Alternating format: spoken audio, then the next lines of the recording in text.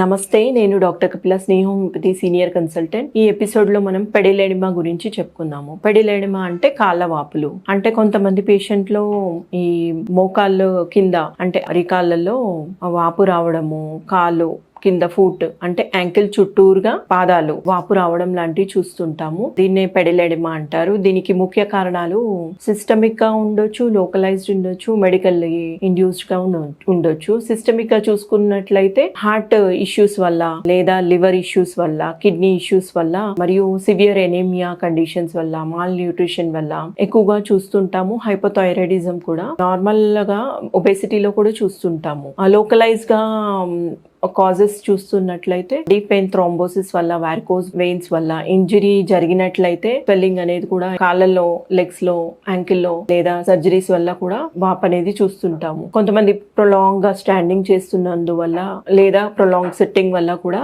పెడిలెడిమా ఏర్పడుతుంది. Medically induce కనుక కారణాలు చూసుకున్నట్లయితే బీపీ, హైపర్ టెన్షన్ ఉన్న వారిలో కాల్షియం చైన్ బ్లాకర్స్, ఆమ్లోడిపిన్ వల్ల, డయాబెటిక్ పేషెంట్స్ లలో డయాబెటీస్ మెడిసిన్స్ వల్ల, ఇంకా కొన్ని స్టిరాయిడ్స్ వల్ల, కొన్ని అన్నోన్ మెడికల్లీ ఇండ్యూస్డ్ మెడిసిన్స్ ఎక్కువగా తీసుకున్నందువల్ల కాళ్ళ వాపులు చూస్తుంటాము. దీంట్లో సిమ్టమ్స్ చూసుకున్నట్లయితే స్వెల్లింగ్, యాంకిల్ చుట్టూరుగా పాదాలలో స్వెల్లింగ్ ఉండడము, మరి కొందరు పేషెంట్స్ టైట్ సెన్సేషన్, పాదాలు వేసుకోవడంలో ఇబ్బంది పడడము, మరి కొందరిలో పాదాలు ఒత్తినప్పుడు లొందలాగా ఏర్పడుతుంది. దీన్ని పిట్టింగ్ అంటారు. పిట్టింగ్ సైన్ అన్నమాట.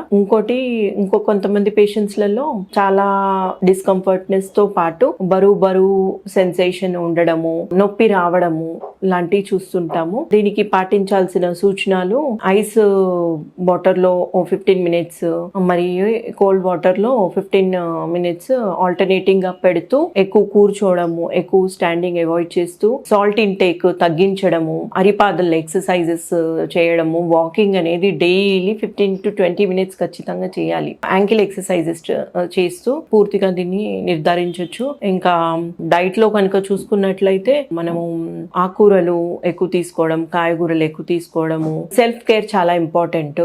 మనము పడుకునే సమయంలో అంటే రెస్టింగ్ పొజిషన్ లో కాళ్ళు ఎలివేట్ చేసి పడుకోవడము, లేదా ఈ calf stretching exercises, calf ankle stretching exercises చేయడం లాంటివి చేస్తూ ఉండాలి. ప్రొలాంగ్ సిట్టింగ్ కూడా చేయకూడదు. ఎక్కువ నిల్చోవడము, ఎక్కువ కూర్చోవడం అలాంటివి అవాయిడ్ చేస్తూ హోమియోపతిక్ ట్రీట్మెంట్ లో డిజిటాలిస్, అపోసైనము, ఆర్సెనిక్ లాంటి మెడిసిన్స్ తో పాటు పేషెంట్ కాన్స్టిట్యూషనల్ టెండెన్సీ పరంగా కాన్స్టిట్యూషనల్ మెడిసిన్ ఇవ్వడం ద్వారా పెడిలెడిమాని పూర్తిగా నిర్ధారించవచ్చు. ధన్యవాదాలు.